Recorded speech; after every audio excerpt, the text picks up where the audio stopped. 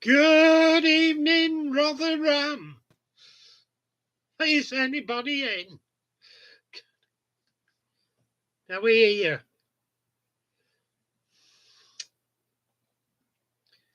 Theo's around. I'm round. Too many burgers. Hidey hi, campers. I'm a happy camper. You'll be cursing me now. I've not got it right, Mick.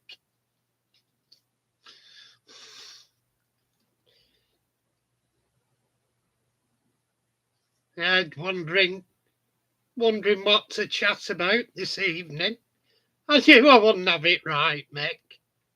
Not at all. I can't quite get that accent and get it right without sounding top of the morning to you, and you don't. That's something you don't hear anyway.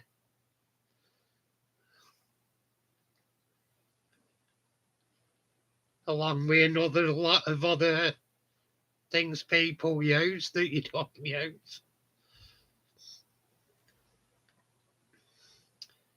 Am I still on that in Ireland?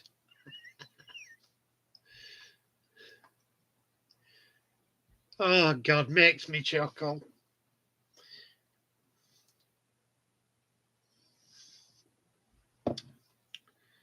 Having it out to me. Flying Scotsman glass I got from National Railway Museum. Quick plug. Yeah, I went during during spring with me buddy now. Going back a bit.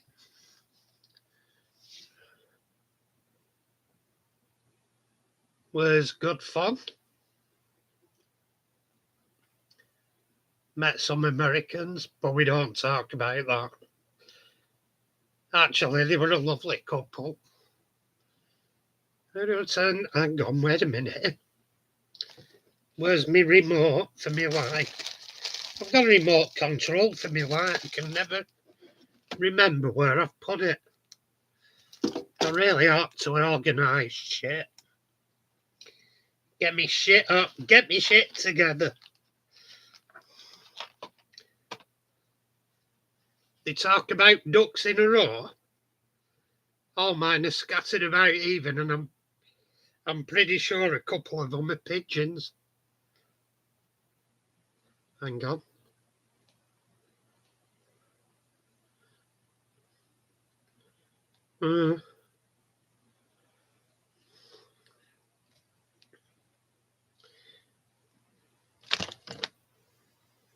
Well, what have I got in? What have I got in the up and coming future for my channel? Craggy Island. Fantastic. Great suggestion, eh? Hey, Mick, I'd be off in a shot if it were a real place. I would. Off in a shot. Anything's better than this madhouse we've got at the moment. It actually looks sane compared to what we've got at the moment. Well, I'll tell you something, Mick, it's a lot saner than the world at the moment. The world's just lost its marbles.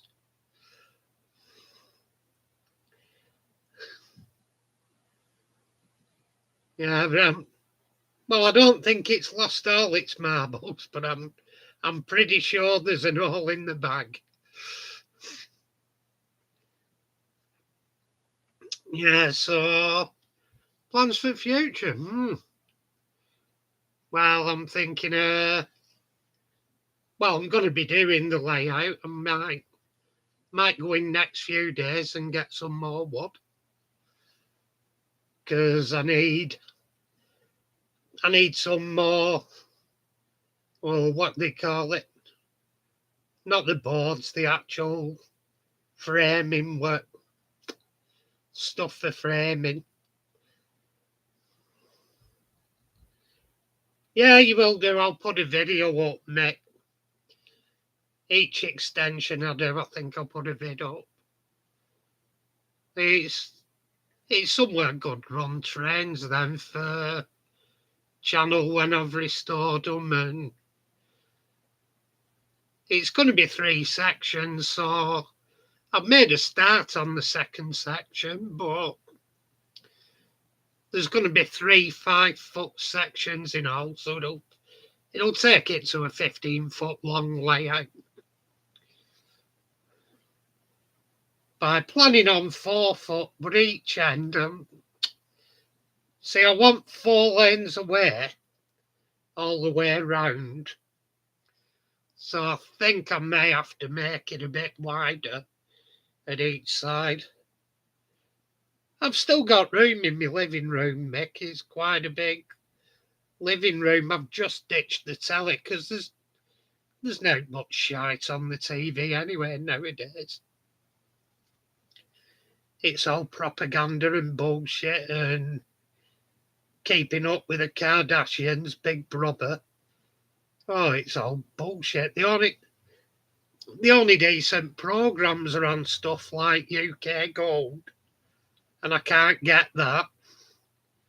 And ITV4's quite good, but I bought a few things that are on ITV4. I bought a Magnum box set the other week. And I buy some box sets, old comedies and stuff. Like, the telly, to be honest, I have a decent telly. I'm going to be binning it because it's an old one now. Like, it's an old CRT tube, so... But it's bloody big. I can't fit it. Sad thing is, I can't fit it through window. I've thrown it out the window and let it drop. To be honest, then walking over to Skip. But unfortunately, I'll have to be handballed downstairs. But part of the layout's going over where the telly were. Just binning the telly.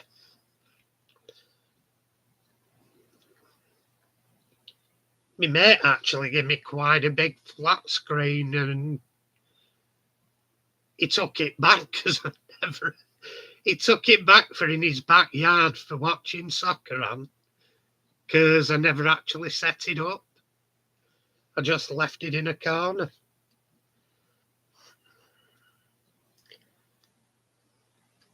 I object to paying a licence fee for being sold propaganda and bullshit.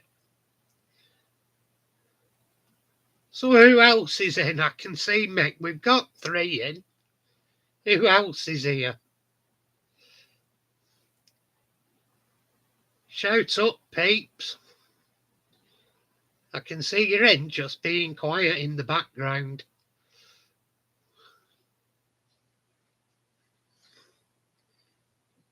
Yeah, so I'm doing that.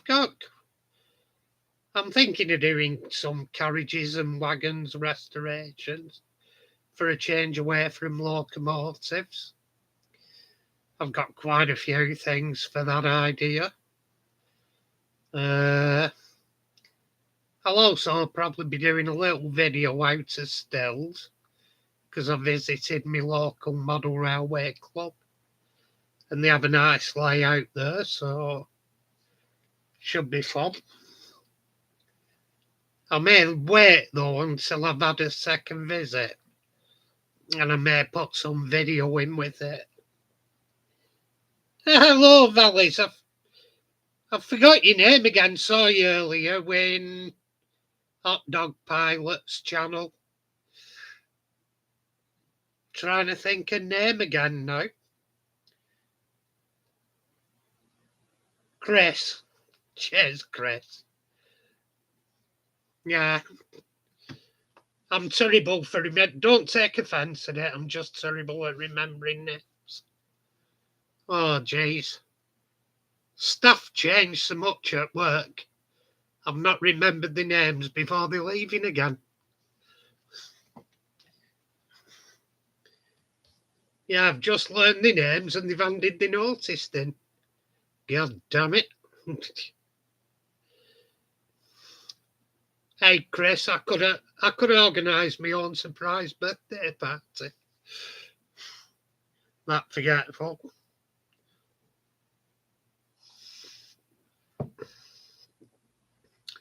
So what we've been up to today, Mick and Chris?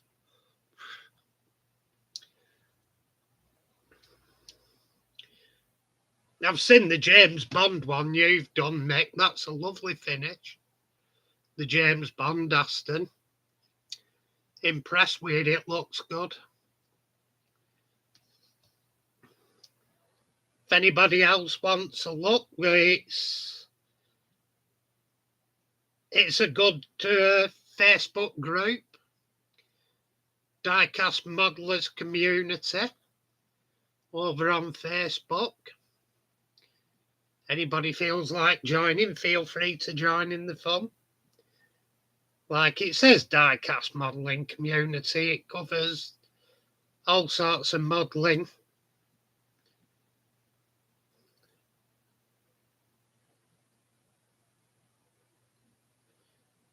Hunting purse? What? I don't remember giving you one of them, Mick.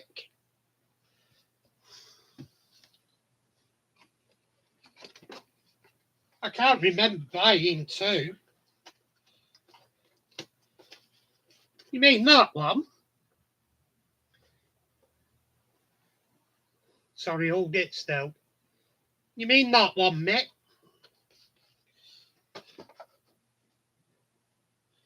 I can't remember having two of them.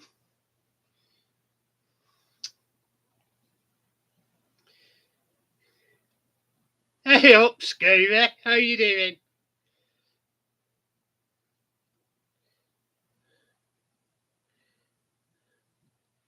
Oh, fantastic. Doing a couple of weathering jobs. No, I don't. Think I've only ever bought one of them, Mick. You might have got it off. He who must not be. He who must not be mentioned. You may have got it off him.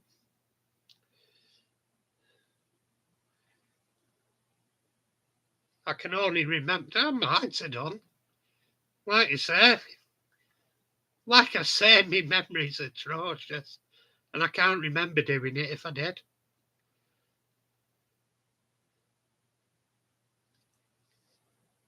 Possible, but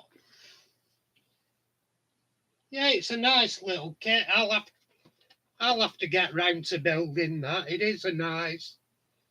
I think it's in the red Pelicans display colours from the display team, I think. I've not got my readers on. Let's have a look. Tell you in a minute. Let's have a look. Yeah, it is red. It's a red Pelicans display aircraft before the red arrows were formed. Yeah, I give you the World War II Jeep. That were me.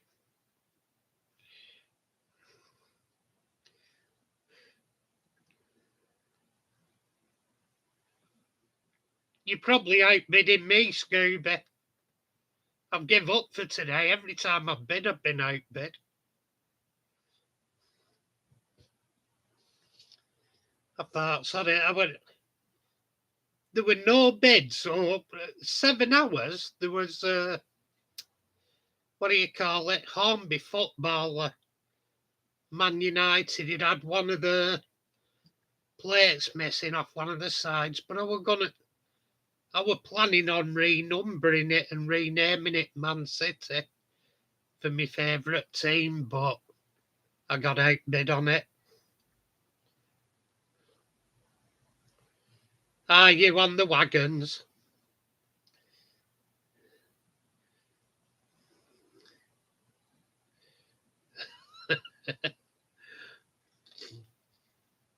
Hey, Scooby, I normally forget to take caps lock off.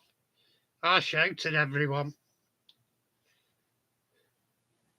I'll forget to take caps lock off, type a sentence and think, nah, sod it, I'm not altering it now, post it. I just click send or whatever.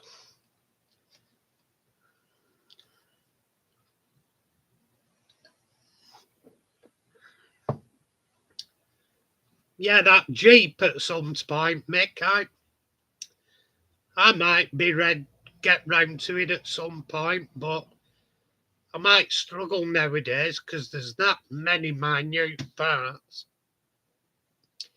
It's an unbelievably delicate kit, the Jeep.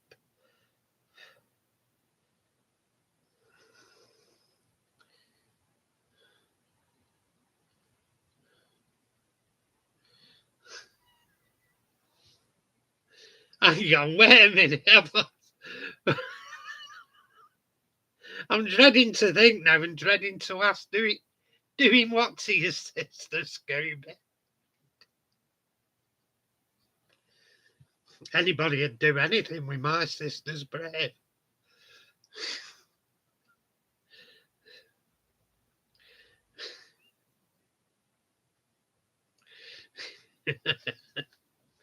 Oh, God. Hell yeah. Anybody that even asks my sister for a dance is considered brave.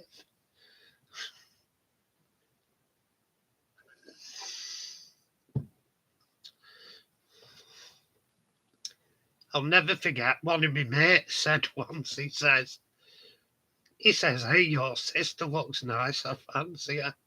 I said, get away, you weirdo. I said, you're not right upstairs fancying my sister.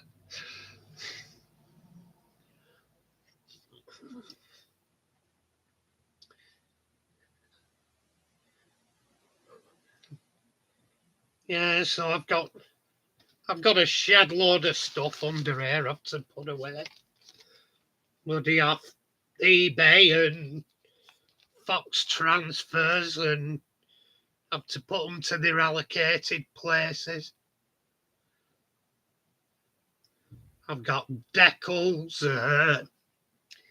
parts, all sorts.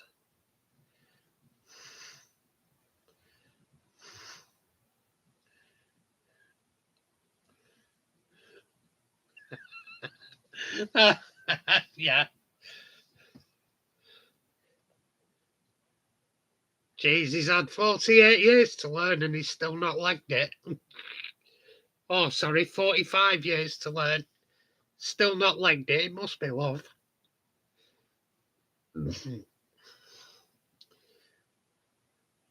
Yeah, I'm not. You know, Mick, I've got to take a day and do a full major deep clean of my hobby room. Oh God, everything's everywhere. I need to ditch a load of crap I know I don't use anymore. I've got tools and that I could do with downsizing my tools because I don't know whether I'll get into getting another car and motorcycles or I can't be asked working on them nowadays. Just a lot of aggro now. I'm too old to be getting under cars now and taking engines out, swapping engines and stuff. My Triumph Heralds were the last time I were playing that game, I think.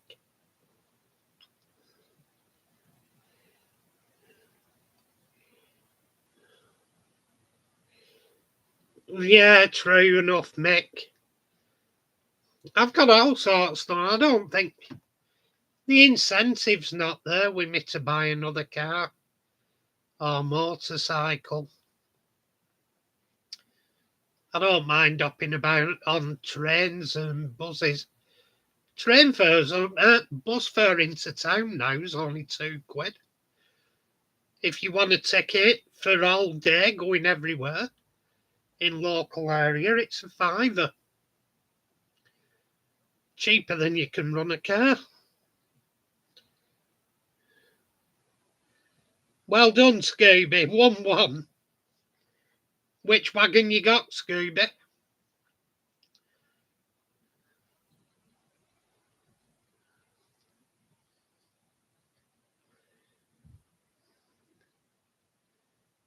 Yeah, it's surprising if you see. What I do when I'm going on eBay, I enter numerous different searches. Even for the same things, I word it different because you get different things come up. Oh, that sounds good. Nice price, that, Scooby. Call that a winner. Is the Castle Wagon one that the doors work on Triangle? I can't remember now.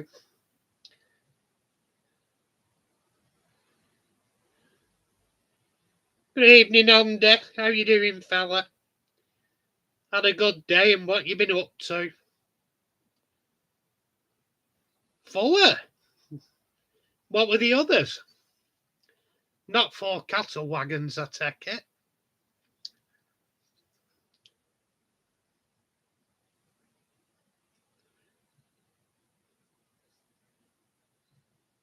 Yeah, 4 cattle wagons would be going good.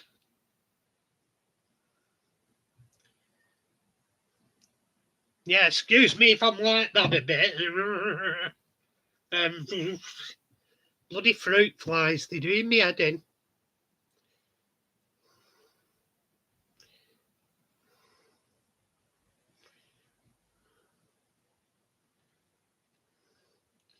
Good, Andy, lovely to hear.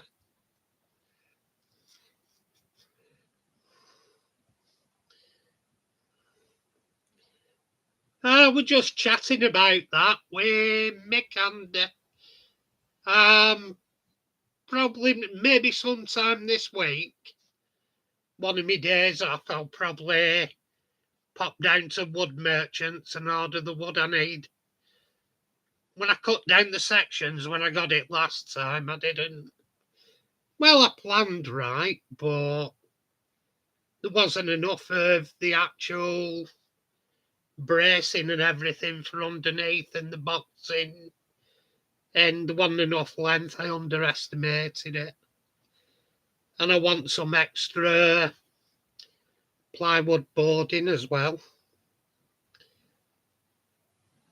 But number 3, I'll start again.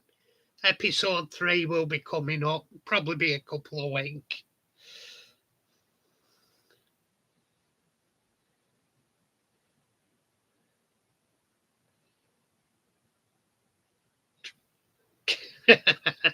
Paul, it's more a case of when Iron Horse isn't farting. He's just a veritable wind machine. If you connected a windmill to his ass, we could cure half of our bloody power problems. Unfortunately, it'd probably add to global warming, like greenhouse gases.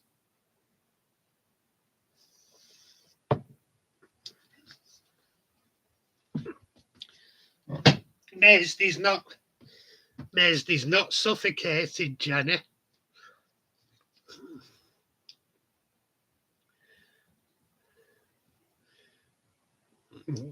Bless her, you can hear her coughing.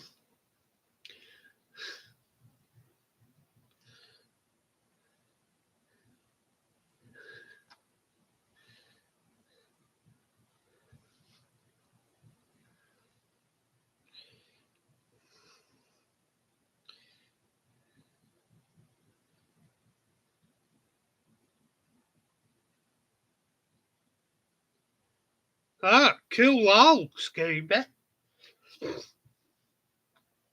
Cool all indeed.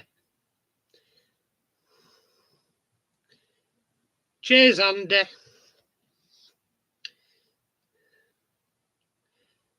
Yeah, it's a nice little hole, that. Old triangle, Scooby. Well, yeah, looks like it are numbers.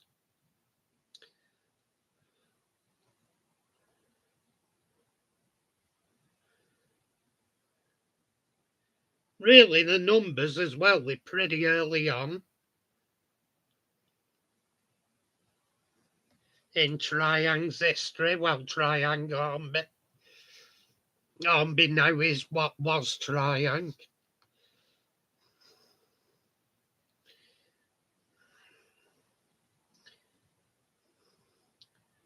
It is good little hole, isn't it, Andy? Best of British, Scooby. How long has it got to run?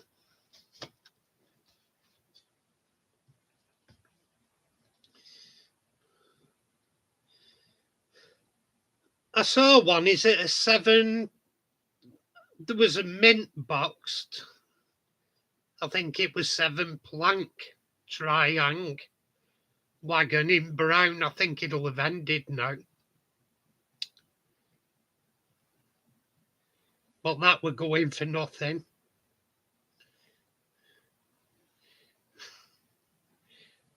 It's all right. You won't be having me bidding, Scooby.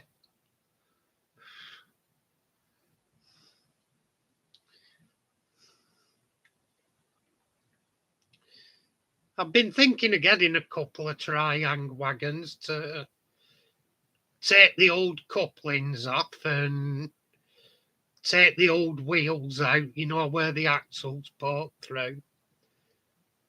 Put brass axle bearings in them. Put new wheels in and recoupling them. Then weather them and everything. Because the actual detail and frames and that aren't really that bad. It's just the wheels that are showing their age now, with the flanges and the actual axles that poke out of the end because of the bar that goes straight through. But other than that, they weren't bad mouldings.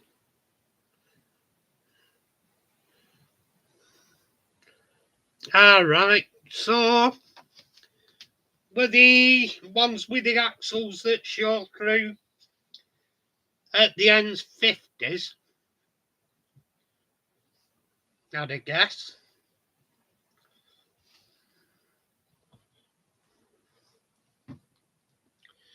Trying to look down here, I've got somewhere around down here. There we go. I've got I've got a packet of Pico bearings for going into them. Because I've got one here. I'll probably do a little video of restoring that a wonderful wagon. Except I'll put the Pico bearings in it, new wheels, weather it, touch up the cardboard with a grey felt tip, get rid of the white areas, then weather the roof and weather it and stuff. Should be a nice little wagon when done.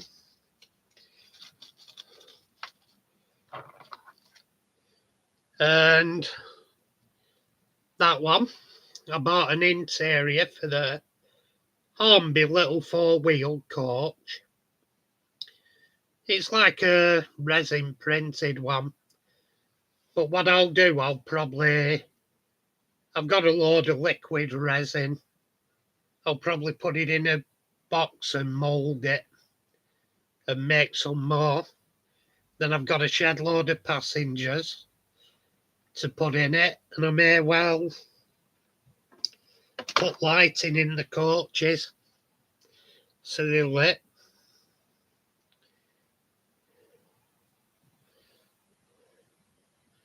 Oh, for sure. No, nothing wrong at all with Triang. It's just some of it's the older stuff. They had bigger flanges on the wheels, They're a bit problematic. But if you change the wheels out, they're nicely moulded bodies and chassis.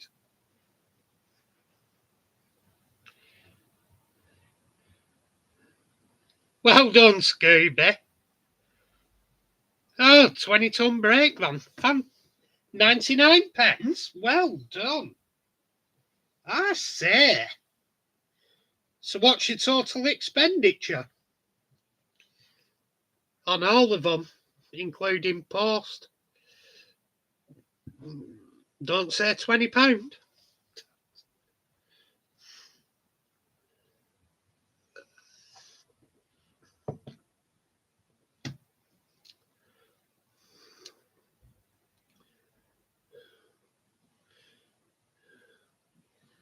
So yeah, if they're decent, some send them all individual just to be arses, so they make the money on the postage. But some bag them all together and send them out as one package if they're decent about it. But I've had sellers, I've bought some stuff off sellers, and they bagged them all, sent them all out individual, so they made on the postage. I thought, that sold. But yeah, another one I've got planned that's for me railway in correct. I made a start on it. I want a few more DMUs because there were quite a few DMUs past the box I worked in. But I've got the Armby 110 DMU. In fact, you might be able to tell difference here. Where's the other?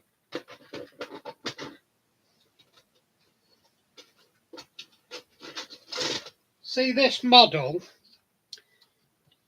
It was an odd model in that if you look at the front there, it's recessed glazing. The glazing's behind the windows. But if you look at the side, it's pretty much flush glazing. It's done well down the side. And you can get a flush glaze kit. It does all the glazing. But for the side windows, there's pretty much no benefit to replacing those with flush glaze. I think the actual Armby ones are actually better than the replacement. But this one's had the cab windows flush glazed. I've done them already. And the difference is it's night and day, really. Hang on, put the two together. Shit, drop one. Good going. Good going, fat lad. Right, let's have a look.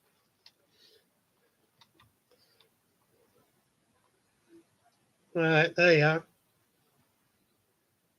The one on... Let's have a look. This side is the flush glaze. And that side's the Hornby glazing. So the actual windscreen flush glaze makes a big difference.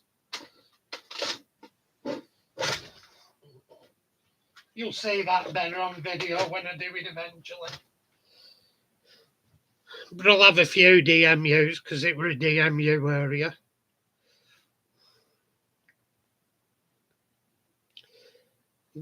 Yeah, I didn't pay it. I bought it a few years ago, that. And prices never extorted. I had a look from, and they've gone silly for DMUs for some. Mind you, everything's gone silly now, expensive wise.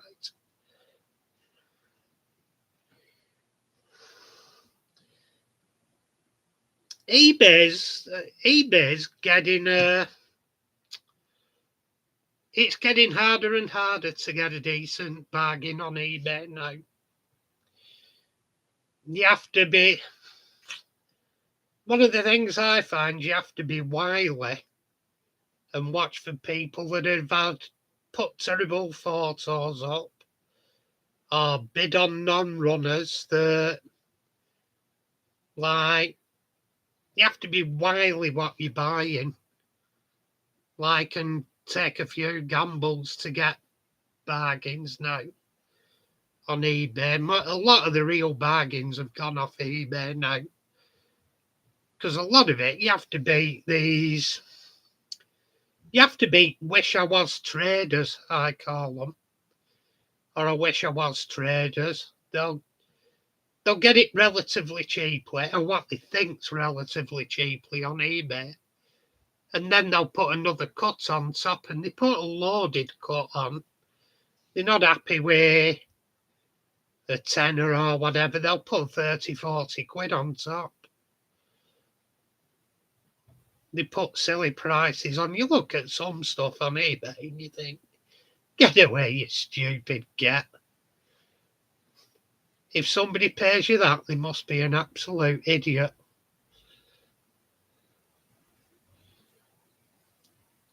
Good price, that Scooby. 5 mint in box items. Bartering on postage. Well done, lad. Yeah, you have to. I've found it same with most stuff now, though. I have another channel for me die-cast, and I do die-cast occasionally nowadays. I've dropped off weird a bit, but I still do the odd one. I still keep me hand in. But the prices on them have gone stupid last couple of years seems worse than anything. Everything just seems to be.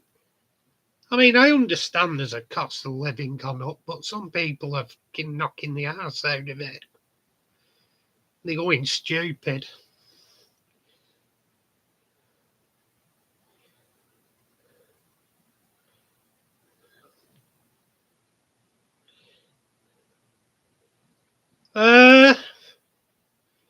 I've never used that bullfrog snot. I've heard it works and I've never come across it yet. I've heard people say it's good instead of having the traction tyres. But for what traction tyres cost on eBay, like traction tyres aren't a great expense. Just get the traction tyres and put them on. You're not kidding, Mick. Some of the die-cast is stupid. That's why I stopped doing it. You get people and they get lucky on, like I did. I got a big box of over 100 die-cast vehicles, 1960s Cargies, 1960s Dinkies, 60s, 70s Matchbox.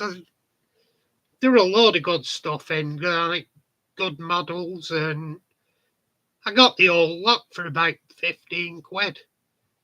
Because the pictures, and there were the Monkey Mobile in it, with all 4 band members in. It still has the monkey stickers on the door and everything. But what he did, the guy that sold it, he couldn't even be asked taking them out of the box, and he just photographed the box from the top. They weren't particularly good photos. So I'm taken aback because I can see down into the box past them, past the other cars, and I could tell from my knowledge of what die-cast were around. I thought, it's a good box, that, but he's just not asked giving it a decent advertisement. Just 1 or 2 photographs from the top, taking none out. There was one thing he did, and he cottoned on quick. There were a dinky Sam's car. You know, from Joe 90, it had Sam's car. And it showed the underneath, and he took that one out because he'd have known what that'd have fetched. And I weren't asked because I made a killing on the rest of them. But I thought it was a bit shonky because it were in the advertisement. But never mind, I made a killing on the rest. He didn't get bids because he just didn't bother doing a decent advert.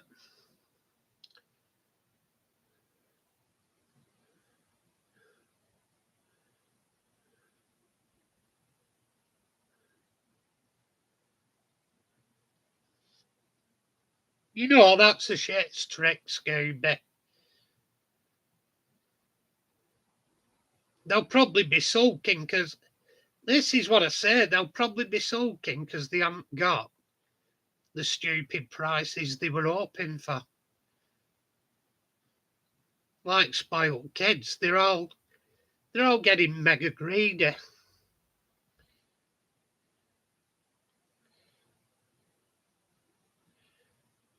I don't know. I can't comment on it, Vollies. To be honest, Chris, sorry, I can't comment on it because I've never actually used it.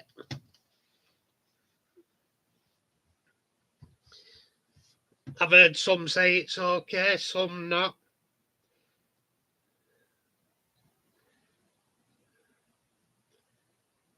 Yeah, but diecast, mate. This is what I say. You got a lot of wish I was traders, and what they do, they go around boot sales and they snap everything up from boot sales. They're usually there first thing in morning before anybody has a chance to go around, and they snap all the decent stuff up that's going for nothing. And they do the same on eBay, snap anything up there, and they push the prices up. But the problem is, because they're pushing the prices up, they have to get their stock. So they'll push the prices up for the cheap stuff, and then they'll put it back on eBay as separate items. Like they'll split the job lot up they bought and sell it as separate items, and they'll put silly money on each item. I've seen some stupid prices for diecast. No man in the right mind would pay them. Yeah, Chris, I find if you search for what you want on eBay, traction tyres aren't that expensive. It's not worth the hassle of using that bullfrog snot. Because to me, all that's doing is putting shit on your wheels and your track. Because it's got to be putting crap on your wheels and track, that stuff. I'd imagine it's similar to a latex.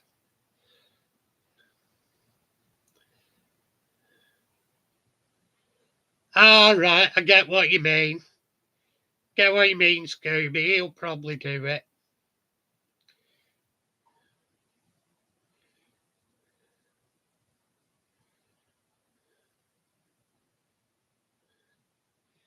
Yeah, fair goes. Some can be funny, some not. But postage sometimes can be a killer on a deal now because you get a decent deal when they add postage on. Especially if, I mean, I get some stuff from America for like decals. There's very little over here to get hold of, like for American stuff, for decals if you want to repaint a locomotive. Like, and even that, you go on the American, some will put postage about £3, and then others just for a decal sheet will put postage £17. I thought you've got to be dreaming on that. They can't be charging you £17 to post the equivalent of what's a letter. I thought that's ridiculous.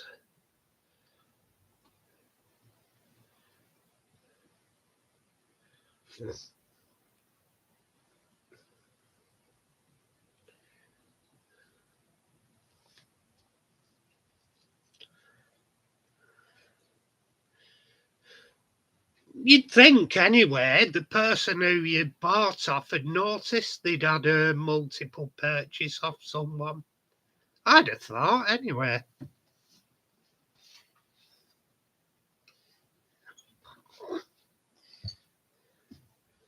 I'd have 100% thought they'd have noticed there's a multiple purchase.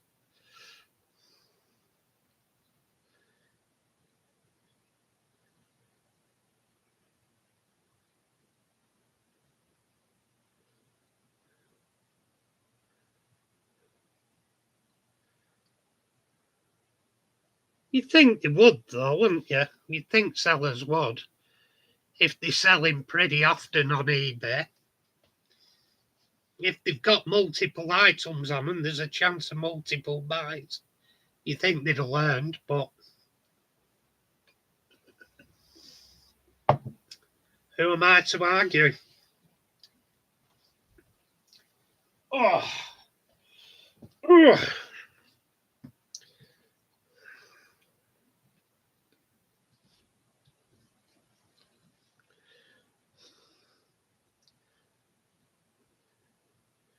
Luckily, mostly when I've got multiple buys off someone on eBay, they've automatically combined it for me. Sent them out together mostly. I've been lucky.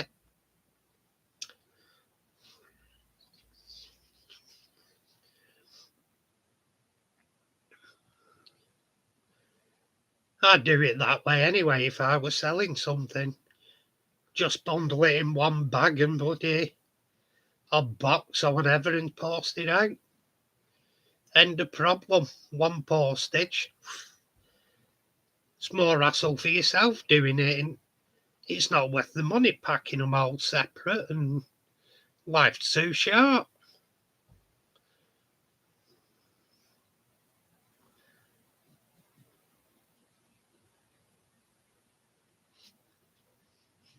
But yeah, if some people put stuff on eBay for it exactly what they want, and what I'll do, I'll start a minimum bid if I'm selling a 99p minimum bid, and I'll put on a reserve of what I actually want for it, or just under what I want for it. What I'd be happy to take in a word, and if they don't bid to that reserve, they don't get. Simple.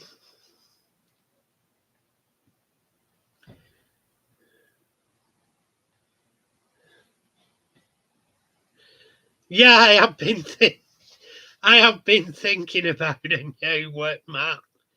It's hammered, but it's used as a work mat. What do you expect? I may actually get a new one for presenting and stuff on, one for the actual working on, because it gets expensive replacing mats all the time.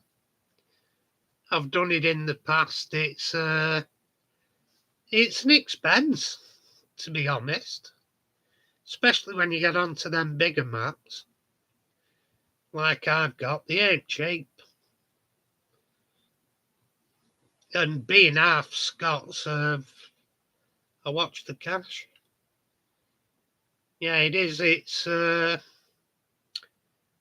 thing because they're actually keeping better now because now I'm doing the trains. I'm not painting as much. I'm not like cutting as much. When I used to do the die casts and customs, I used to go through mats for fun. And if I restored mammoths as well, I have restored mammoths. The steam engines, the live steam engines, and that used to chew through mats.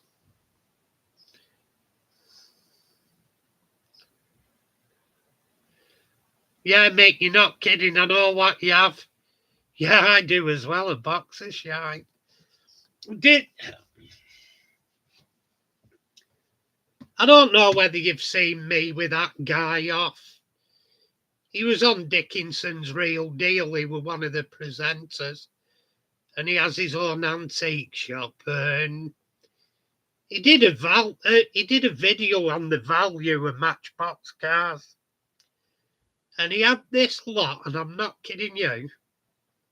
He'd been shafted for it. It was the biggest bag of shite. Granted, they were old Matchbox cars, but they were all beaters. They weren't boxed. There were no particularly rare ones in. They were all normal range stuff. He had nothing of value. And he pulled out the white 1960s Mustang. It had no tyres on it. It had broken pillars. And it were a beater. I'd have paid £1 to get the screen out of it. And he said, here we are, I'll put this in my shop marked up at 20 quid. And I thought, the only person that's going to buy that off you for 20 quid is David Blunkett. I said, you've not a clue what you're selling. I said, you're not a clue what you're dealing in. You're a wish-I-was dealer. I said, because they're old and Matchbox, you think you've got a fortune. I said, you've never attended a toy fair in your life. You've not a clue what you've got. Anyway, I really pissed him. Somebody came on because he's a TV personality. They said, why do you think, what do you call it? They're not worth anything.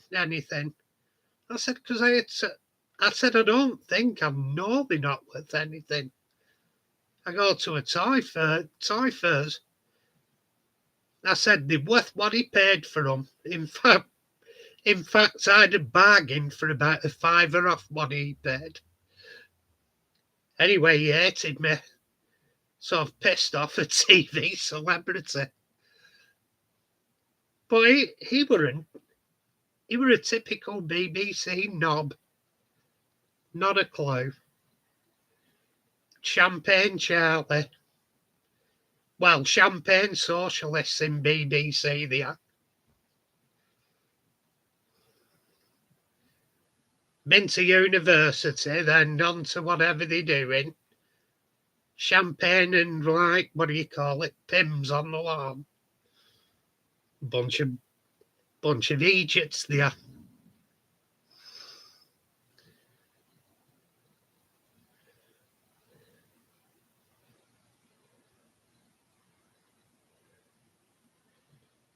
Yeah, Scooby.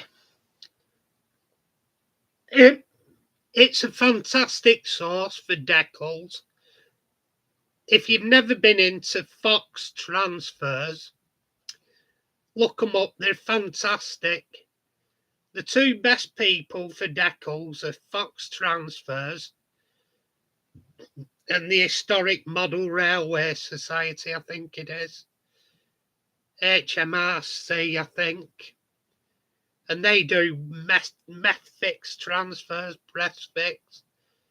And you get a lot of pre-grouping from them. But yeah, Fox, they're good quality. Particularly the LNER ones that I've used. I've got a few LNER that need re-numbering and stuff.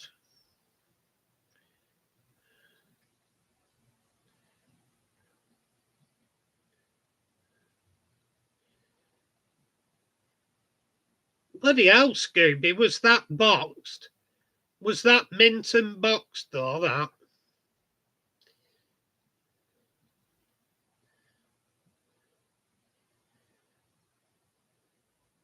Yeah, there's some Matchbox that are worth money.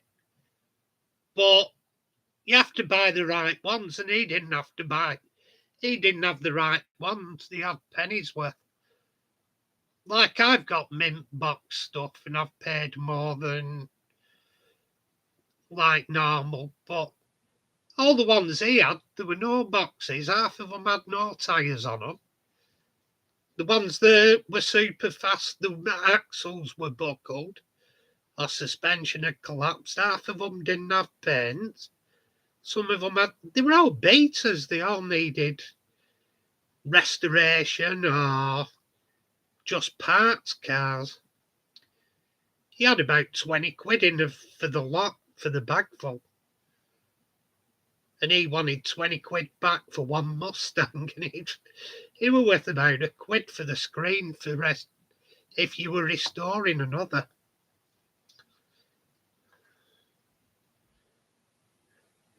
I did, Mick. He was just one of these idiotic TV pundits. He was a what do you call them? Like he was a wide boy, basically. I'll pay like a quid out and I'll ask 50.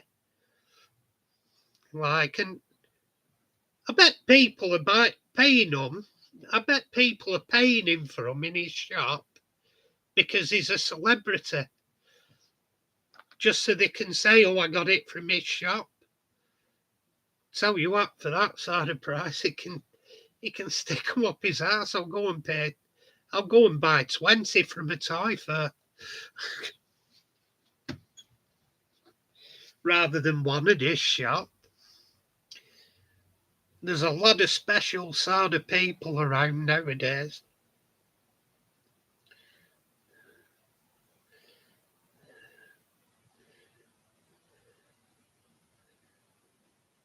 Yeah, they are newling. Definitely. 100% knobs. They've not a clue. I watched one time, one of these restoration ones, and resold it. And they bought a Tonka camper. It was the large Tonka Winnebago camper.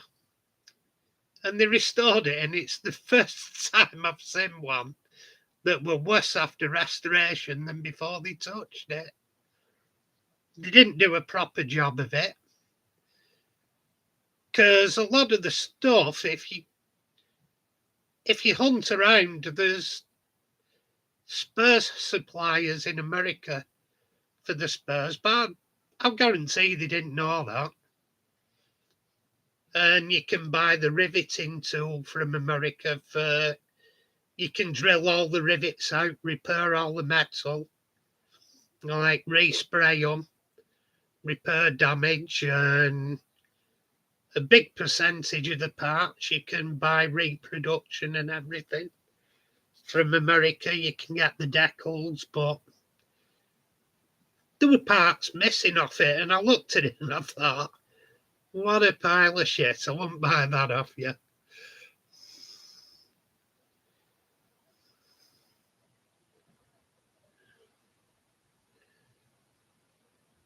Yeah, you do, for sure. You don't.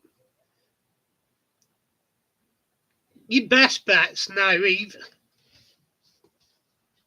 I'm finding now, at the moment, the best prices are at toy fairs because everyone on eBay is trying to make killings.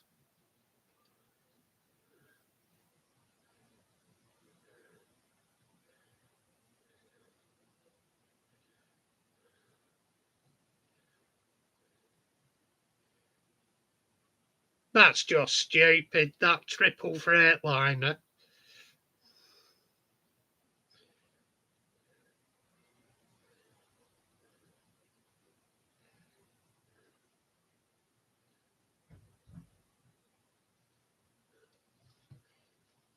Yeah.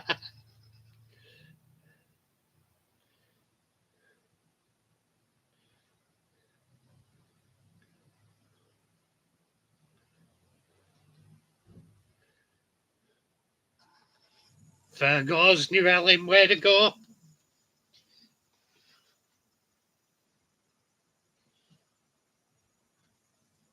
Yeah, way to go. Best way to do it, New Ellen. I'm presuming I'm pronouncing that right. Jesus, an hour gone already. Where did that go?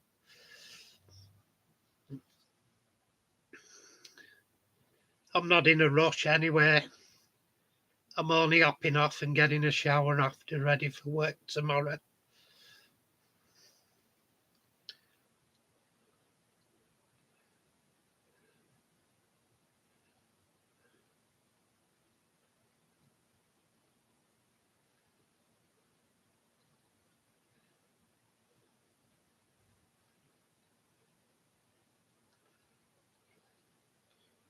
Good price that for them silver bullets.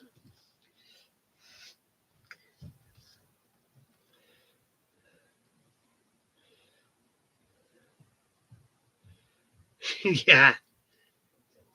I mean, I bought some stuff, and I've noticed rarities where even the traders at toy fairs haven't noticed a rarity, and it's gone for the price of like a normal one. Hang on, I've one up here somewhere. Oh my God. Ah, sorry, my leg's goosed.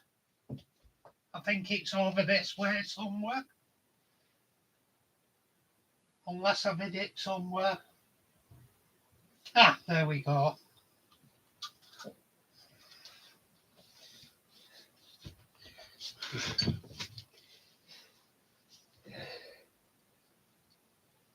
I'm not expecting folks to know one here, but Mick might know.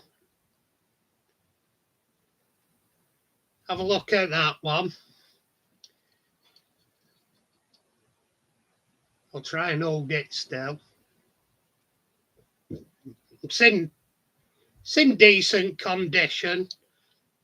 Couple of flea bites on it, no real extreme loss of paint. But there's a rarity on that, if anyone can notice. There's a rare production rarity.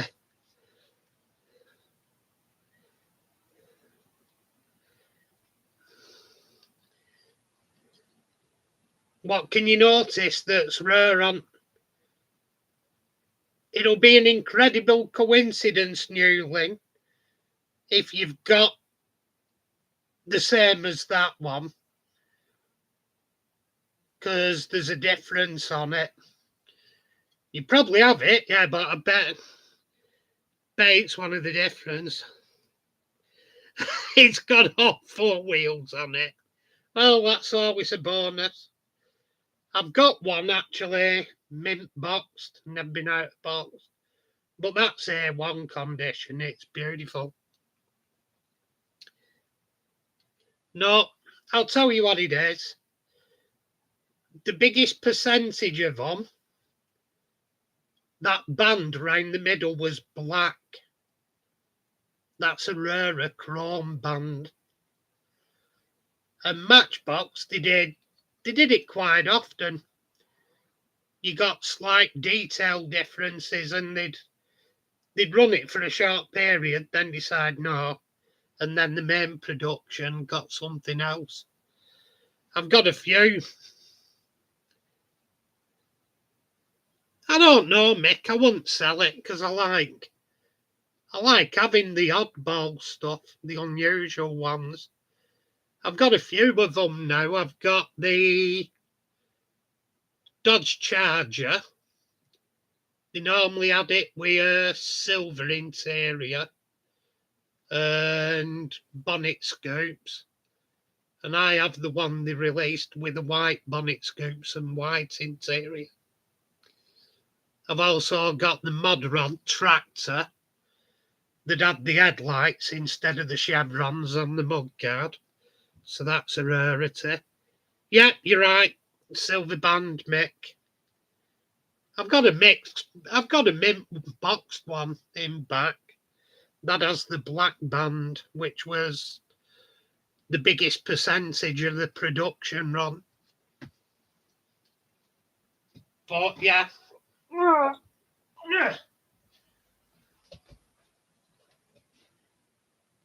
There's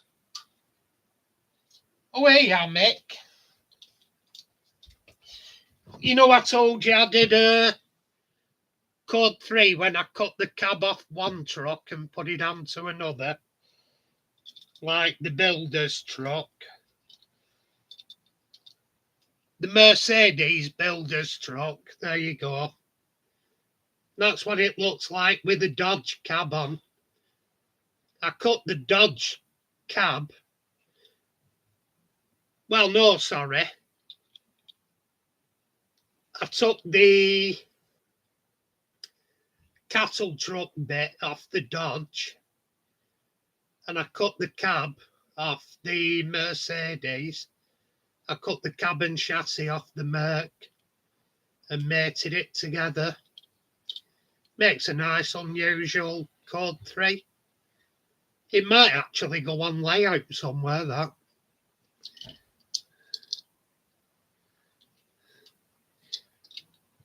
If yours isn't black, Newling, you've got a rarity.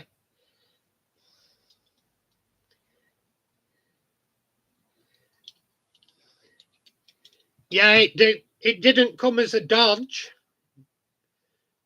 It was a Mercedes, Newling. I'd made that by hacking two together. The scaffolding truck was the Mercedes, the builder's truck, and the cab was the cattle truck. It was the Dodge cattle truck.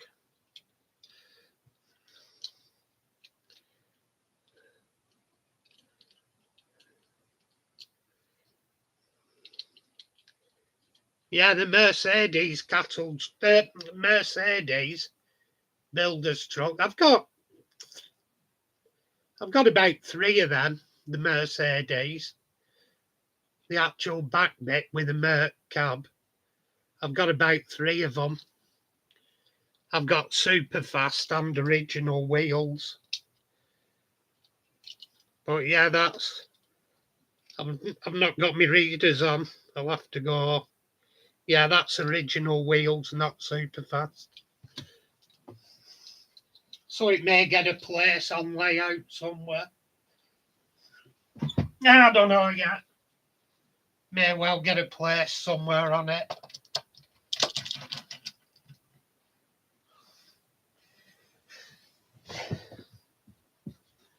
But yeah, here's another one I altered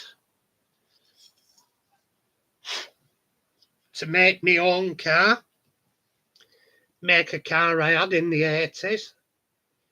It's a Giesval Renault 14, and I've made it into the 14 GTL. I cut open the roof and I made a sunroof out of tin because it had a fold-in sunroof. Painted the interior as mine was. So it's pretty much the car I had. Renault 14 GTL, nice little car.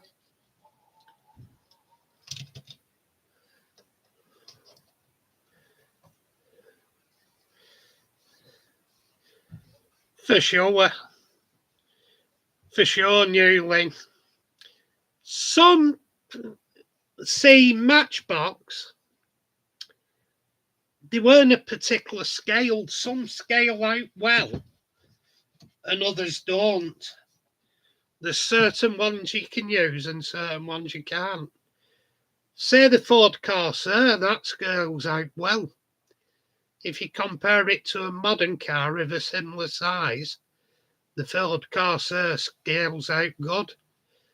But Matchbox weren't a particular scale, they were a free scale because the idea behind Matchbox was, as the name implies, the company were brought out.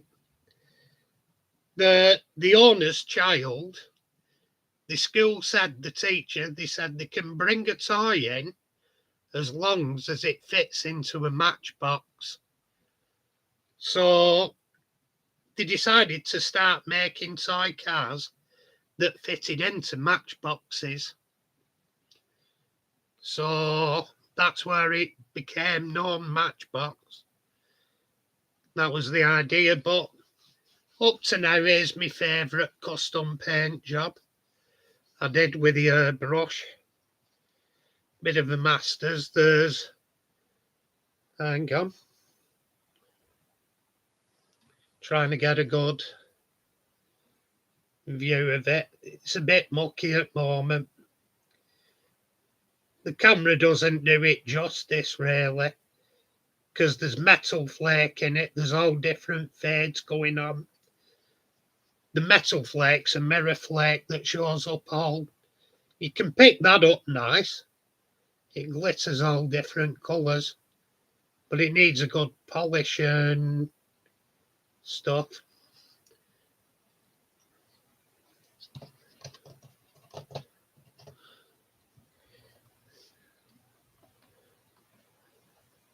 Yeah, Husky are good, some of them. Some scale out well, but others don't. They were more free scale. They didn't do a particular scale. Because some of the trucks were very tiny, but then some of the cars were very large for what they were. There were no particular scale. Although they refer to them as 1/64th, very few were.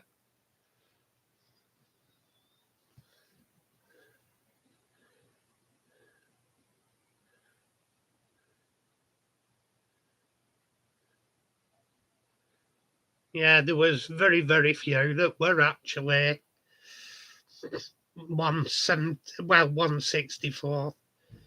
You get a few head towards 1/76, then I'd say you get a few heading to 1/50th, and there were no particular solid scale size. Some were very near, but others weren't. Like I said, the Corsair scales out lovely, but if you compare it to earlier Morris Minor, the Morris Minor's nowhere near. They'd be passable to a degree, but you can use the scale in forced perspective. If you have a smaller scale that scales out smaller, if you use it to the rear of the layout, it gives forced perspective. It gives you more depth in it. If you use the larger ones to the front, same thing. If it's a little bit over scale, use it to the front of the layout.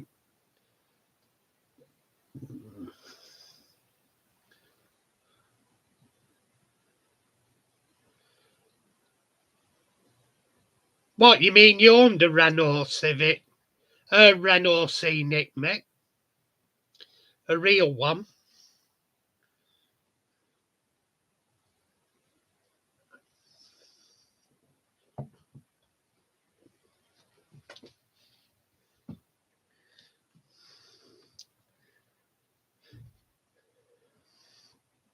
I can honestly say, with Renault, they were the most expensive car parts I've ever seen, and the most hard to get hold of.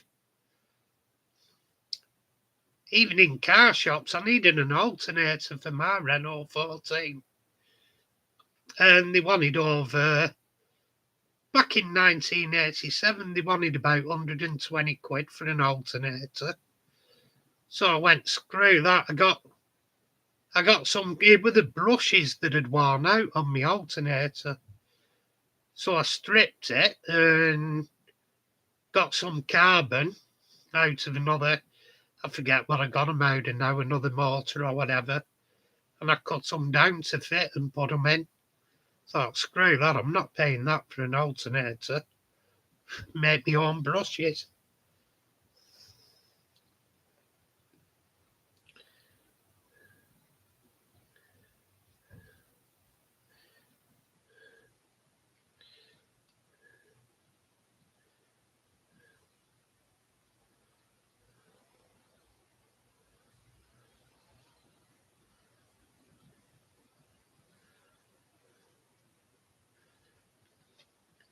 Yeah, electrics kill them now. Well, I had a Peugeot and it had an electric fault on it.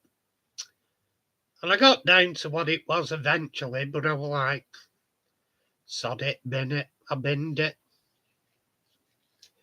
I didn't even bother taking it to a car scrapyard.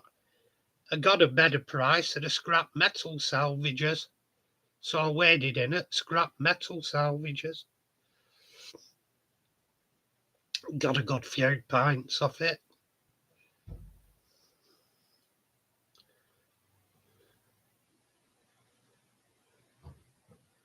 Can't go wrong with a Toyota.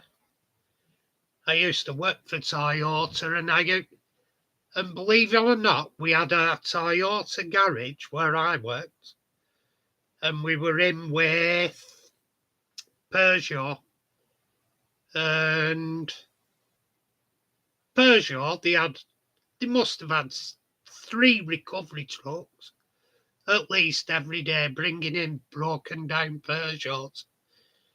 And when I worked for Toyota, I think we had one come in 6 months with a shattered wheel bearing on a recovery. So it tells you everything. The manager actually bollocked the recovery drivers. He said, "Can you start parking down the lane at the back?" He said, "I'm trying to sell these." So, yeah, it weren't a good advert, them all coming back on recovery trucks. Again, Mick, Japanese, Suzuki, you can't beat them. The Yamaha motorcycle I had it riding while I had it. I used it for 2 years. I didn't touch anything on it. I don't think I even adjusted the chain on it. I went on a couple of Lake District tours and everything on it.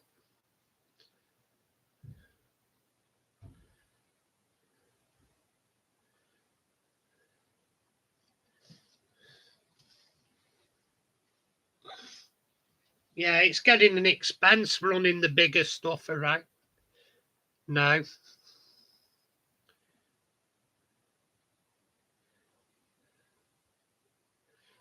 Jeez, Scooby. Oh, I've lost count of the amount of bikes I've had. I'm paying the price now, though. Me body's screwed through all the accidents.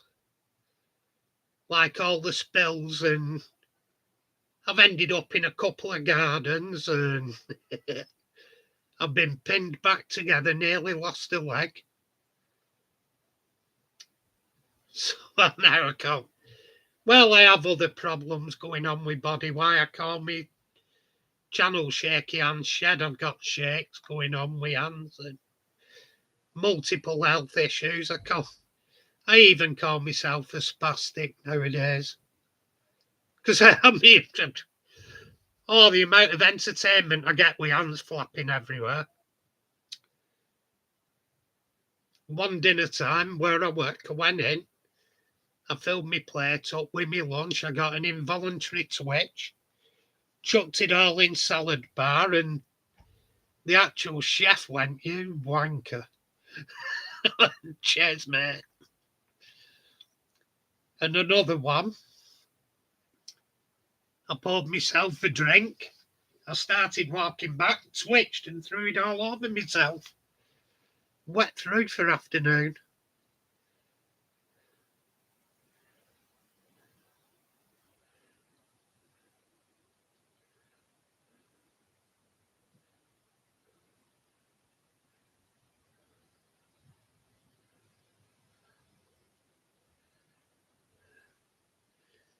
I used to work for Rover Newlyn. Even when we worked for them, we were saying, "What a bag of shit." You could sit in our brew room and listening to them dissolving quietly in the compound. They were a bag of shit. And they wonder why Rover went under. You know, it would have damned. I don't understand it. How the hell did they get a cracking Honda engine and then screw it up? Because they were given that Honda engine. Well, they were given a couple of Honda engines and they screwed them up. Fantastic Honda engineering, and they go and knacker it.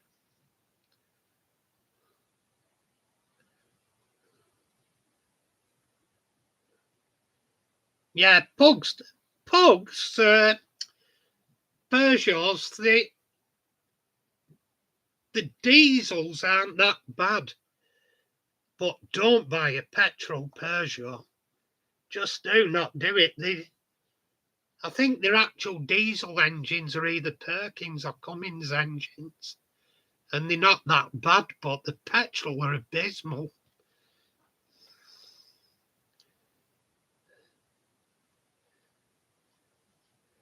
Oh, yeah, not kidding. I've ridden a 600 phaser in about an inch of snow. Geez, I had to ride delicately that day. Slightest blip and a spun round in a circle.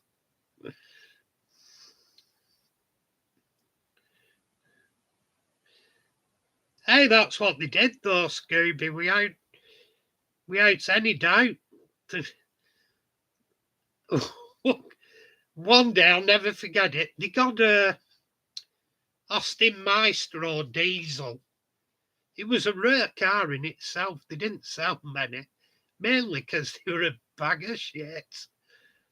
We got one in our compound, brand new off the transporter. And three of the salesmen come out to look at it because it was unusual. And you heard them, they going, run, run, run, run, run, run, run, run, run. And it weren't starting, and it was going, run, run. And they going, yes, no, yes, no, as it were trying to. You'd hear, yes, no, yeah. Then all of a sudden you heard this bang, and a load of smoke piled out, and you just heard all the doors slamming, like, let's fuck off, lads, before they notice.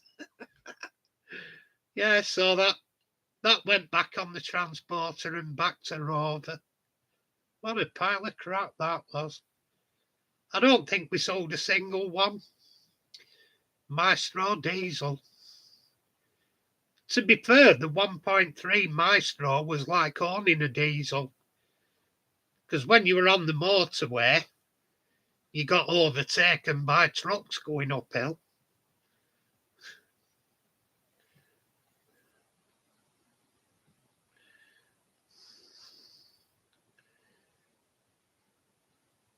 Yeah, Mick, I had the saloon version of the VW Golf GTI. I had a Jetta GLI. I had some fun in that sucker. I'm not saying I'm a crackpot, but I took it past the rev limiter. And when you I took it past the rev limiter on the motorway. And when you do that on the Golf GTI and the Passat GLI, it cuts the engine out. And I thought, shit, I've blown it up. I went, shit, I've blown it to snap.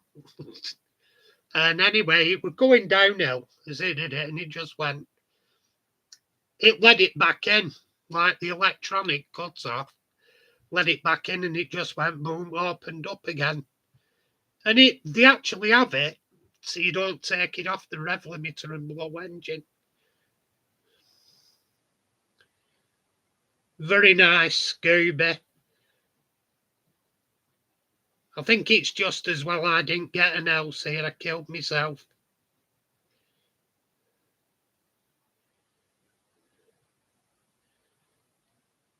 I used to love me strokers, but never got an LC.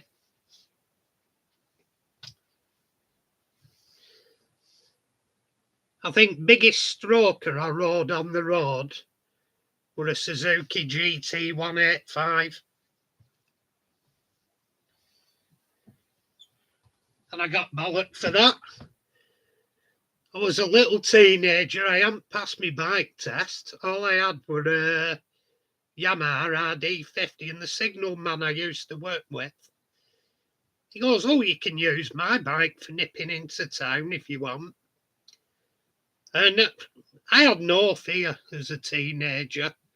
I'm not much better as I'm nearing my 60s. That's why I've sold mine. But I come back and the signalman went, he chewed me ear off. He said, "I heard you coming back through town." He said, "That bike was wailing."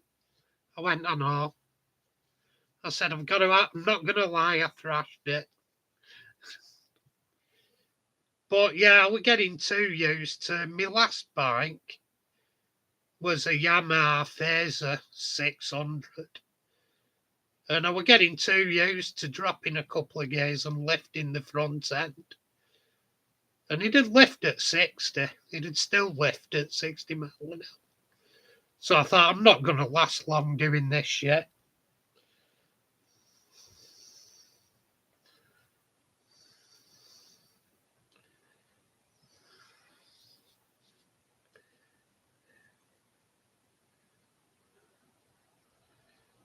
Not surprised, Scooby. I had a front wheel bearing shatter on a smaller bike and throw me off on the East Lancs. 70. I didn't stay on mine, Scooby. Mine threw me off when front wheel bearing shattered. I think that were only 100cc, but it took me off at something like 60, 70 mile an hour. That were enough. Luckily, you bounce when you're that age. I found out when I nearly lost my leg on the Yamaha, the last bike I've just sold, the FZ 600. It was the one before that I crashed and nearly lost leg on. I had a Kawasaki 500. That one threw me down the road, and it had a chew of me as it were bouncing as well. That's how I nearly lost leg. I think it dumped in onto my leg and slammed it on the road. So if I can catch it on camera, I'll try and keep my booty up and just get my knee. Holy shit. Don't know whether you'll pick it up on camera, but just there was an hole into my leg, and that's the scar tissue. It's the remnants of my leg were degloved. My leg were degloved in a 20centimetre circle. It was degloved and there was a hole into it. There was because it had been ground down the road, the hole was pretty big, about that size, all round. And my local A&E, when I went in, they said, "Oh, you've only grazed that." I said, "I don't think so." They were more concerned in getting me in and having my hand pinned back together, and they missed the actual major damage.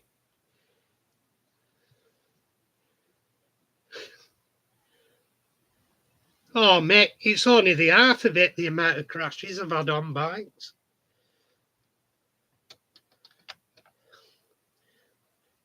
The luckiest one I had, I came off and I passed a tree about. I felt it just brush against my shoulder as I went past it. If I'd have hit the tree, I'd have been dead.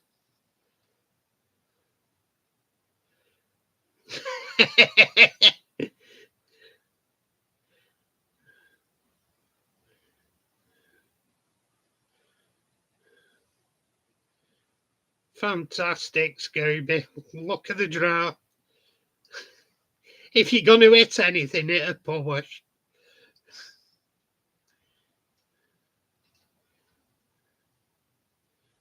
Oh, for God's sake, lost your lagers.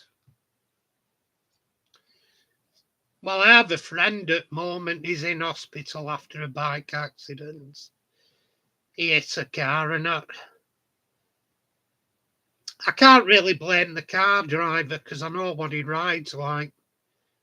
The best case scenario is it's 50-50 fault. And personally, I'd go on it's my mate's fault.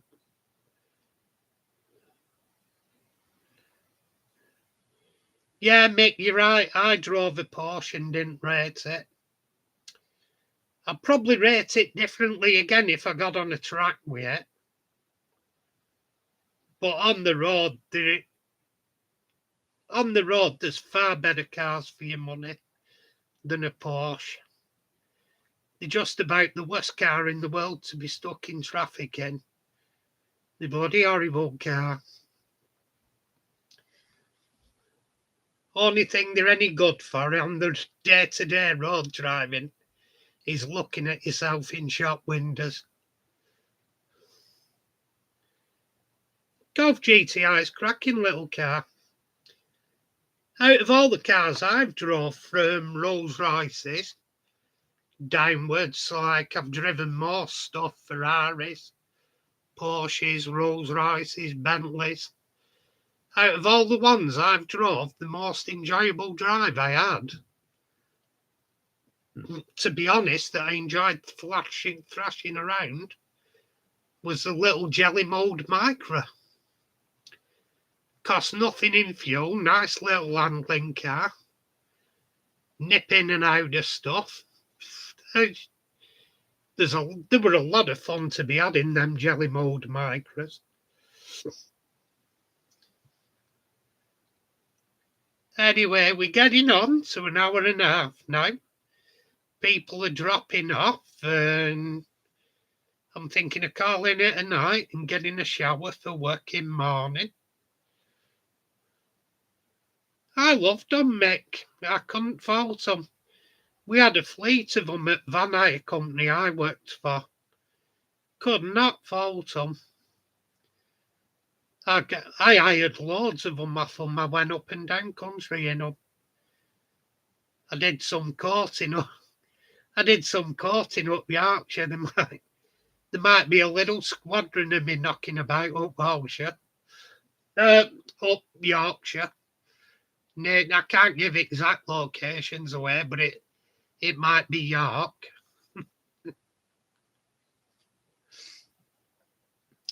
Yeah, there might be a few little bloody shaky hands up in York. If you see any kids knocking about like that, might be mine.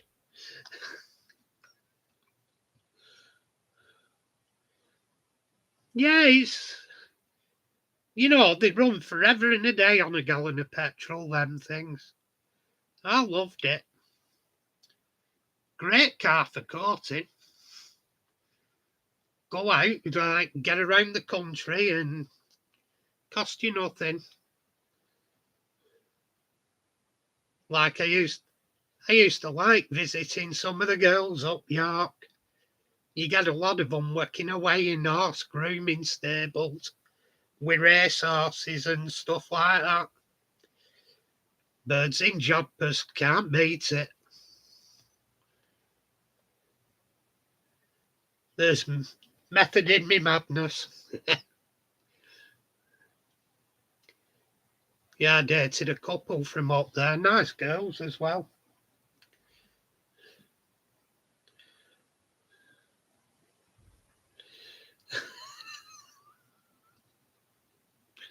Hey, Scooby, what's her name? What's your auntie's name? You never know. Oh, dear. Did she ever have an horse or work in grooming stables? Oh, I'm a bad man, Scooby.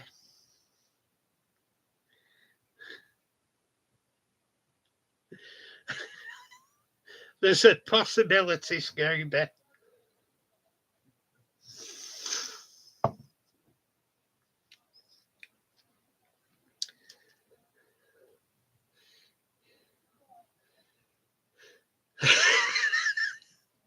I've told you I have been to Ireland, Mick.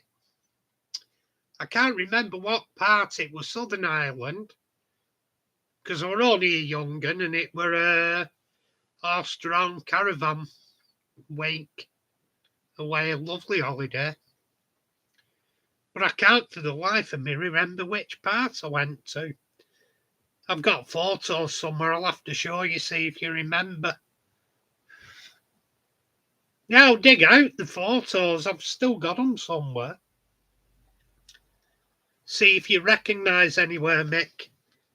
Although I'll hazard a guess, it's changed a bit since 1969. Just a rough guess, but I bet it's changed since then. But yeah, I can remember there's green post boxes, like olive green post boxes in the photo. Because I think that were your post office's colour back then. Is it a post?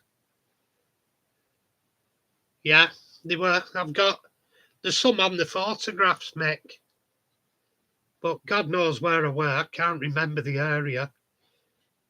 My dad went for the bream fishing, so wherever the bream fishing were.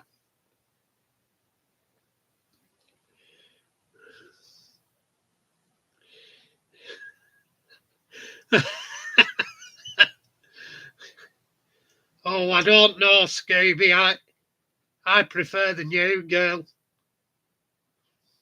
Rachel Riley. Oh, what she couldn't do for me. Carol's gone a bit. No. It's not that she's getting old, it's that she's getting all the surgery.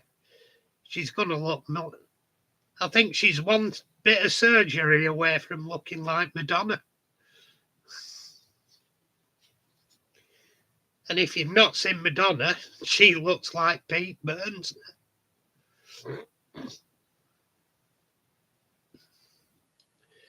Yeah, Rachel Riley. Oh, you know what she could do for me.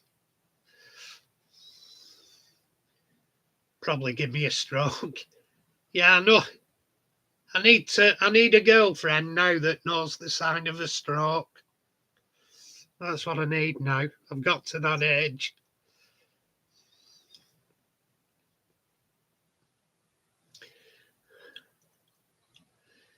Yeah, whether they know the difference between a sex face and a stroke.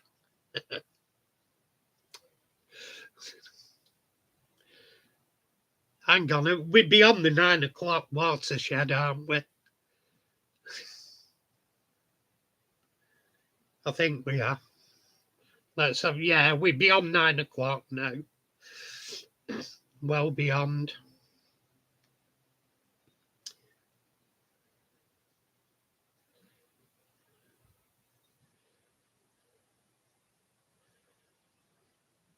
Oh, she's getting tiresome now, Newlyn.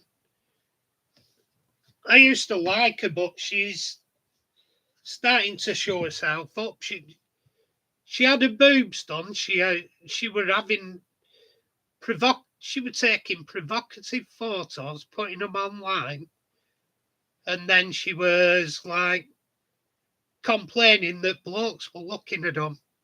Well, what do you expect? Stop being an idiot. If you're going to have your boobs done and show provocative photographs, don't complain when blokes are looking, because it's only nature and they're gonna.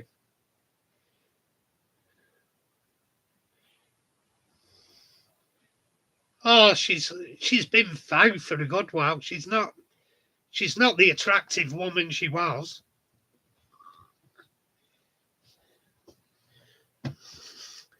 It's like, do you remember the one on Only Fools and Horses? where Rodney's dating a, I think he was dating a 30, 40, no, a 40-year-old. Rodney was dating a 40-year-old. And he comes home and he says, like Delboy asked him how old his girlfriend is. He said, well, she's 30. And then he goes, well, it's 40. He goes, 40? Delboy He says, 40? And Rodney says, what's up with a 40-year-old? And Del says, nothing if you're 50. He says, I wouldn't date her. And then Grandad turns around and said, and I'd have to think twice.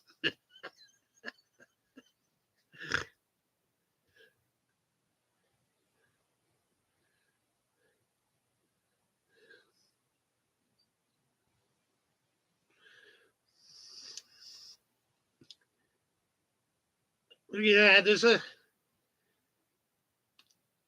I don't mind them with intelligence on that. I don't mind intelligent women, but she fails to be intelligent when she has a boob job and then complains after posting provocative photos that blokes are looking. I thought you had an IQ, working out on it.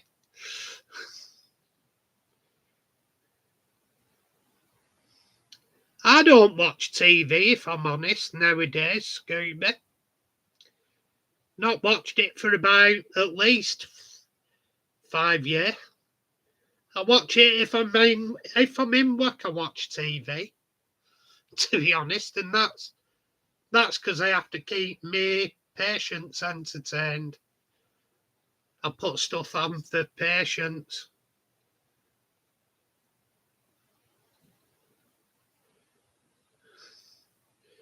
Yeah, you're not kidding. That's what I say, Newlin. She's one step away from looking like Pete Burns.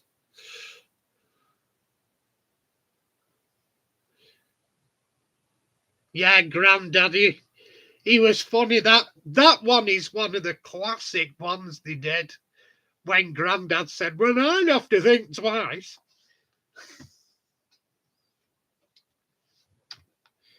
Yeah, I loved Grandad and Uncle Albert in that. During the war, yeah, there's very little on TV now, Mick, particularly the BBC, they've managed to get rid of everything that were good about the BBC. They've managed to lose all the best people. They've managed to lose all the best programmes. And let's be honest, David Attenborough isn't far off hanging his clogs up.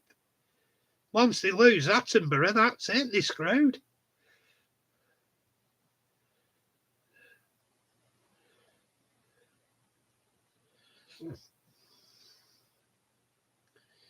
No, I don't pay TV tax either. I think it's a scam. The scammers, they send me mother in letters I never open up. I'm not paying to support.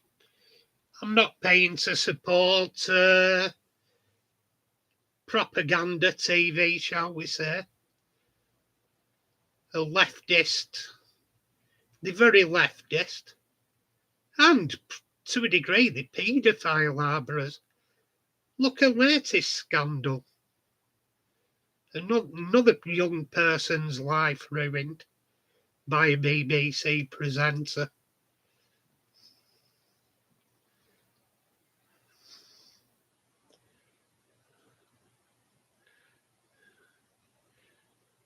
Yeah, I do indeed, Scoop. Switch it off! Brilliant. I was watching that one the other week.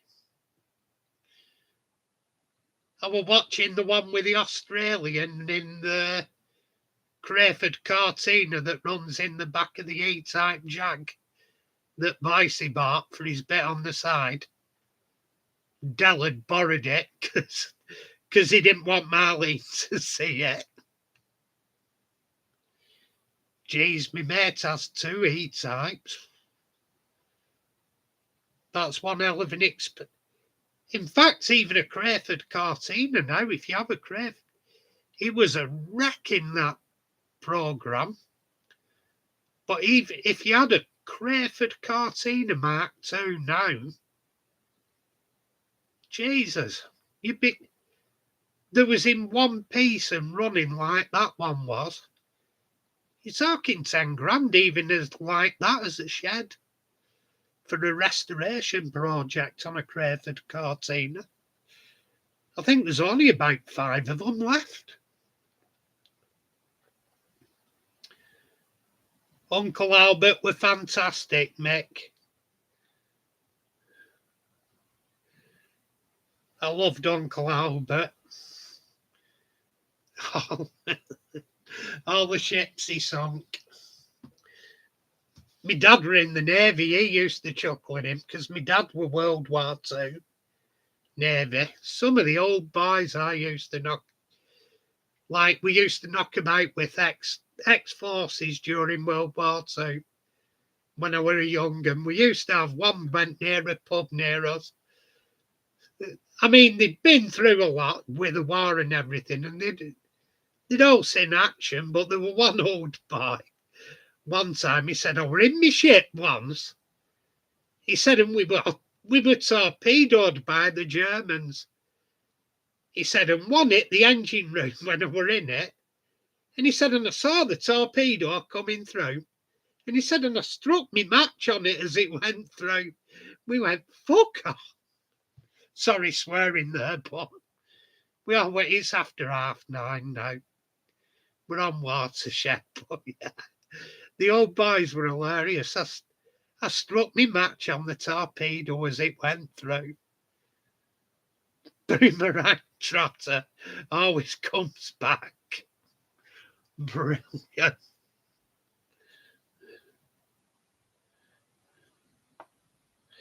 Oh, falling down pulling. Yeah, I learned how to fall when I joined a commando unit. Oh, brilliant. Yeah, my dad did that in Navy. Unarmed combat and like learning how to fall. The first question they asked him when he joined Navy, they said to him, can you swim? He said, no, why? Have you no ships? Yeah, I don't think it was a thing that really mattered when you joined the Navy in World War II. It mattered if you were sunk, like, but yeah, my dad has a claim to fame on one of the ships he served on, that he served on it after it had been sunk. Now, how do you do that? Yeah, my dad served on a battleship after it had been sunk.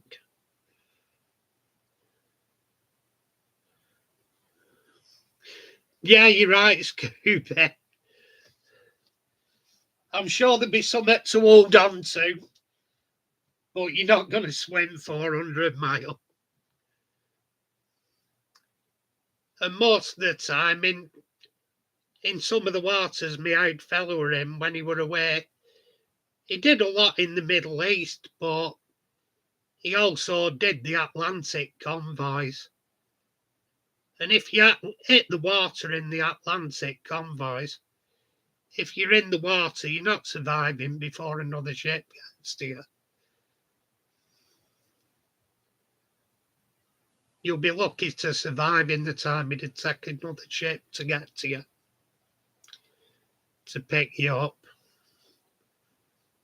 Because the convoys, if a ship went down, they didn't stop. In case of submarines, they just carried on. So there were no ship to pick you up. Because they couldn't risk getting other ships in the convoy sunk.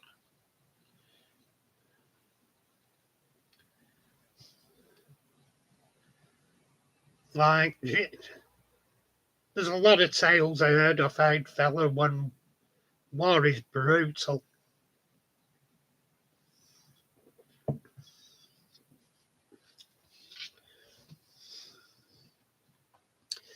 Like he gave me the story why he'd never ever eat prawns. It didn't put me off, but I did go, but I hadn't seen what he'd seen. Anyway, lads, I think we're coming up for nearly 2 hours now, so I think I'll call it a day. It's been great chatting to you. Thanks for everyone who's popped in, and if I'm off work next week, I'll do it next week. If not, it'll probably be week after. It depends on my rota at work if I'm in. Exactly, mate. Tatty pie, everyone. Tatty pie. It's been a good evening again, thank you.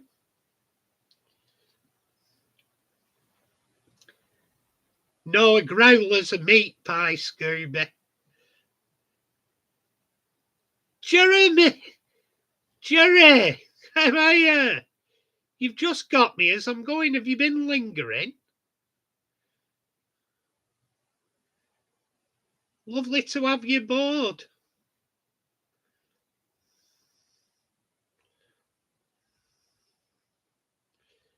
Ah, right. Whereabouts in Lancashire, Scooby?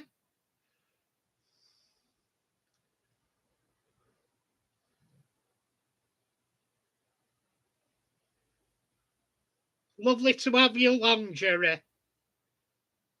Bloody hell, you're only just up road from me, Scooby. I'm near Bury. I'm a Buryite. Near East Lancs Railway. Yeah, anytime you feel like popping on in the chat, Jerry, feel free. Lovely to have you along. For those that don't know, Jerry's one of our American friends from DMC. He's in sunny New York. Yeah, pop in, Jerry, feel free. Lovely to have you along, fella. Like I say, you're just picking up on me clearing off for a shower because I'm in work tomorrow morning, so I've got to be clean. Patients don't want me stinking.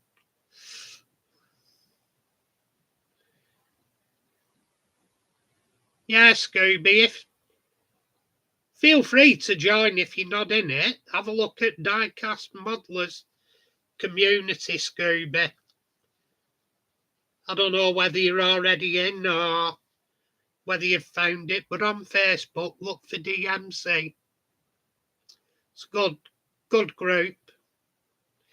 We have a get together on Fridays. Webcam like a Zoom room. Take a look, I think you'll like it. It's diecast modelling, but it's not strictly limited to diecast. You can put plastic models up or model railways, whatever you're doing. We're sort of open to all suggestions.